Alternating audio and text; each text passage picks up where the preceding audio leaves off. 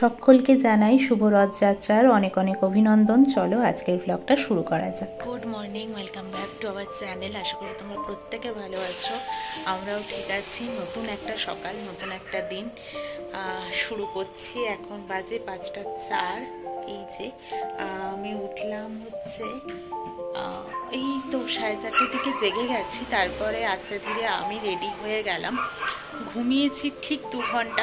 শুয়ে তো পড়েছিলাম 11টায়, কিন্তু কিছুতেই ঘুম আসছিল না। প্রমিও ঘুমিয়েছে ওই 2:30-র দিকেই, 2-2:30-র দিকেই ঘুমিয়েছে ও। তো আমি আস্তে আস্তে রেডি হলাম, প্রমিকে করে দেবো চা। কিন্তু এখন রিয়েলাইজ করছি যে আমি কোনো কাপ নামিয়ে রাখিনি। হামনদিস্তার ওইটার মধ্যে শুধু আমি চিনি আর চা পাতাই রেখেছিলাম, ওটা করেই মনে হচ্ছে চা দিতে হবে। মানে এটাও ছিল, কাপ আমি ভেতরে কালকে ঢুকিয়ে দিয়েছি। আমার কালকে খেয়ালই নেই যে কাপটা সকালবেলা লাগবে, ওকে চা দিতে হবে। হামনদিস্তার ওটাতেই খেতে হবে মনে হচ্ছে চা।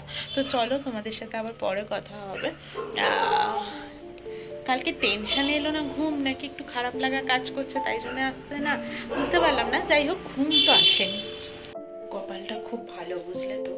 এই কাপটার একটু মাথাটা ফেটে গেছে বলে আমি এটাকে এখানে রেখে দিয়ে যাচ্ছিলাম, তো সেই কাপটা অন্তত পেয়ে গেছি, তাই জন্য এটা করেই দিয়ে দিচ্ছি। ওরা এসে তো ভীষণই তাড়াহুড়ো করবে, তো তখন আমি ঠাকুরদেরকে ঠিক করে গুছিয়ে নিতে পারবো না। তো একদমই সব পরিষ্কার কালকে আমার করাই রয়েছে, জাস্ট এখন ঠাকুরদেরকে ঢুকিয়ে নেব। এখন বাজে 6:07, গাড়ি এসে গেছে, জাস্ট ফোনও করলো। আমরা এখানেই যদিও দাঁড়িয়েছিলাম, দেখতেই পেলাম। আর তো আমার ঘরের অবস্থাটা ঠিক এখন এইরকম। আমরা দুজনেই রেডি হয়ে গেছি সবটা। এই জিন্সটা কোনোভাবে আমরা ঢোকাতে মিস করেছি, তো এটা আমরা ডিকিতে করে নিয়ে চলে যাব। আর এই দেখো আমার ঠাকুরের জিনিসপত্র সব এই ব্যাগটা করে নিয়েছে। চেন খুলে রেখে দিয়েছি আমি, যাতে ঠাকুর শ্বাস প্রশ্বাস নিঃশ্বাস সব নিতে পারে আর কি। আর ঘরের পরিস্থিতিও এখন ঠিক এইরকম। চলো, সত্যি ভীষণ খারাপ লাগে। মানে এক একটা করে সংসার গোছাই, আবার নিজে হাতেই যেন ভেঙে সেখান থেকে আবার গুটিয়ে পাটিয়ে নিয়ে চলে যাই।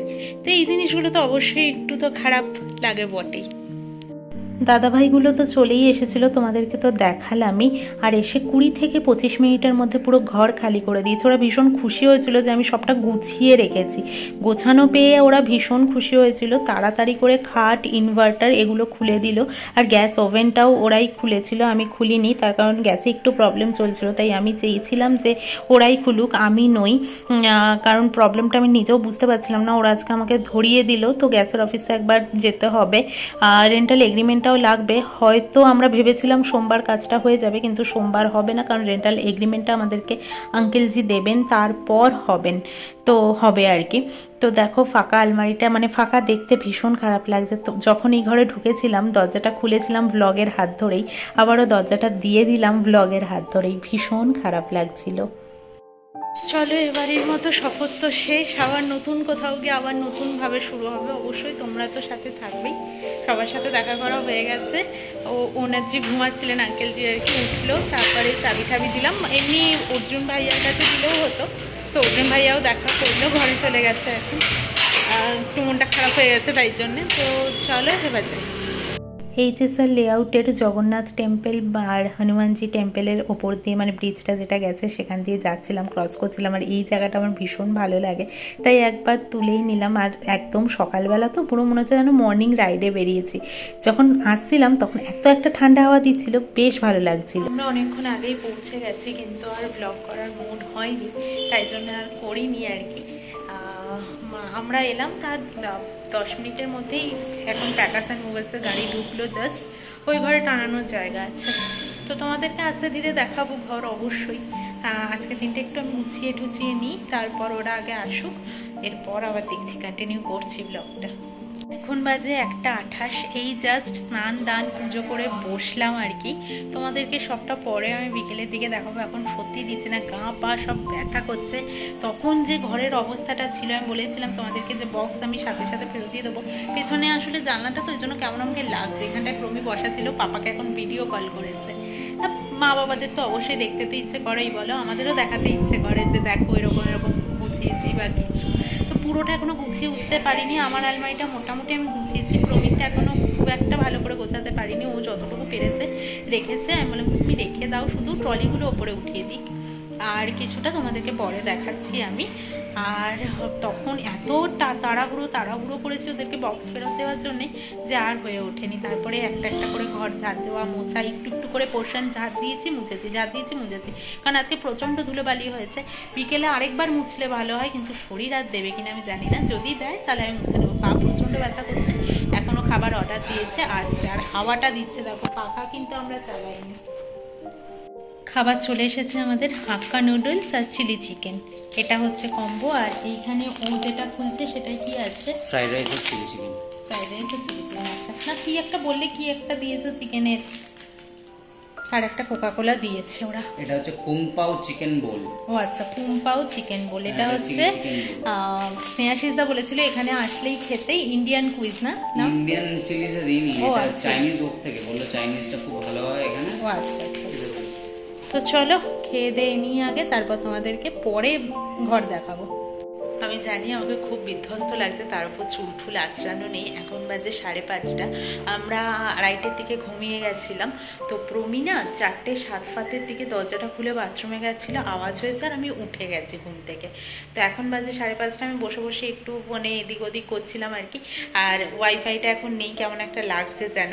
আসলে যার যেটাতে অভ্যাস, নেটে আমার একেবারে ফোন চালাই না আর কি, ওয়াইফাইই চলে। তো জানি না আজকে রাতে ভিডিও মানে পাবলিশ করতে পারবো কিনা, রাতে বলতে কালকের জন্য, কালকে ব্লগ যাবে কিনা সেটা এখনো বুঝতে পারছি না, দেখা যাক কি করি। আর এখন বানাবো চা, চলো। আর এর মধ্যে না আমি তোমাদেরকে বলা হয়নি, আমার না গ্যাসে কলকাতা থেকে ফিরে আসার পরে গ্যাসে বিভৎস গন্ধ বেরোচ্ছিল, ঠিক বুঝতে পারছিলাম না কোথায় কি হচ্ছে, কখনো বেশি কখনো কম, কখনো বেরোচ্ছিলই না, এরকম হচ্ছিল। আজকে ওরা যখন গ্যাসটা আমাকে আবার লাগিয়ে দিল এখানে এসে, তখন আমাকে ভাইটা বললো যে দিদি তুমি গ্যাসটা চালিও না, কারণ হচ্ছে তোমার পাইপটা লুজ হয়ে গেছে। মানে একটা তো থাকে ওই গ্যাসের বার্নারটার সাথে, মানে গ্যাসের ওভেনটার সাথে কানেক্ট থাকে, আর একটা হচ্ছে সিলিন্ডারটার সাথে, মানে দুটো মুখের ওখানগুলো ঠিক টাইট হচ্ছে না আর কি। তো বললো যে তুমি ইমিডিয়েট পাইপটা চেঞ্জ করে নাও। তো কালকে প্রমি গ্যাসের অফিসে যাবে, এমনি আমাদের ট্রান্সফারের জন্য কাগজ জমা দেওয়ার আছে, তো তখন ও পাইপটাও চেঞ্জ করে আনবে। আর যদি অফিসের মনে হয় না, ওই হুক লাগিয়ে দেবে, দুটো মাথায় তো হুক লাগানো থাকে অনেকেরই, আমার বাড়িরটাতেই রয়েছে, মায়েরটাতে। তো যদি হুক লাগিয়ে দেয় তো ভালো কথা, যদি টাইট হয় এমনি তাহলে তো আমরাই পারবো ওটা করে নিতে, দু মাথায় দুটো লাগিয়ে দিলেই হয়ে গেল। তো চলো ইন্ডাকশানে প্রমিকে চাটা করে দিয়ে আজকে, আর ওকে ডেকেছি, ও বলে যে হ্যাঁ এবার চাটা করো, 5:30 বাজে। আর একটু দরকারও আছে, যেহেতু ফ্রিজে কিছু জিনিস আমাদের রাখতেই হবে, তো ফ্রিজ তো নেই। অনুরূপাকে ফোন করা হয়েছিল কালকে, ও বলছে একদম তুই দিয়ে যাবি, কোনো অসুবিধে নেই। তো তাই জন্য দেখি দিতে যেতেই হবে, মানে না হলে হয়তো বেরোতাম না, শরীর দিচ্ছে না সত্যি কথা বলতে। তো তাই জন্য যাবো একবার, দেখি ও উঠুক। আমাকে প্রমি, আমার দিদি সবাই জিজ্ঞেস করছে যে তোমার কেমন লাগছে বলো, এসে গুছাচ্ছ, শরীর তো খারাপ লাগছে অবশ্যই, কিন্তু মন থেকে কেমন লাগছে? তো মন থেকে বলতে গেলে বলবো যে আমার মনে হচ্ছে আমি ছুটতে যেন পুরনো ফ্ল্যাটটায় আবারও চলে যাই, ঠিক মন বসাতে পারছি না এখনও। অবশ্যই সবে এসেছি, কয়েক ঘন্টাই হয়েছে, তাই মনটা এত তাড়াতাড়ি বসবে না। 3 বছরের একটা জায়গাকে আমরা ছেড়ে এসেছি। আবারও বলছি, দেখো প্রথম ফ্ল্যাটটা চেঞ্জ করেছি, যখন সেকেন্ড ফ্ল্যাটে এসেছি একটুও মন খারাপ করেনি, কারণ এলাকা ছাড়তে হয়নি, জাস্ট কয়েকটা গলি আগু পিছু হয়েছিল। তো কিন্তু এবারটা পুরো এলাকা ছেড়ে ভীষণ খারাপ লাগছে। নেমে তো এলাম, নেমে আসার পর প্রমি বুঝতে পারলো যে ও তো হেলমেটই আনেনি, তাই জন্য আবার ওপরে গেল। তো এই হচ্ছে আমাদের পার্কিং এরিয়া, মানে এখানটাতে 4 চাকা, স্কুটি, বাইক সবার যা যা আছে সেগুলো রাখে আর কি। তো আর আমি না এটা বুঝতে পারছি না এটা শিউলি গাছ কিনা, আমার মনে হচ্ছে শিউলি গাছ এইটা। শরীরটা ভীষণ টায়ার্ড, তাই আর কন্টিনিউ করছি না, ফিরে আসছি আবারও কালকে একটা নতুন ব্লগের সাথে। টাটা।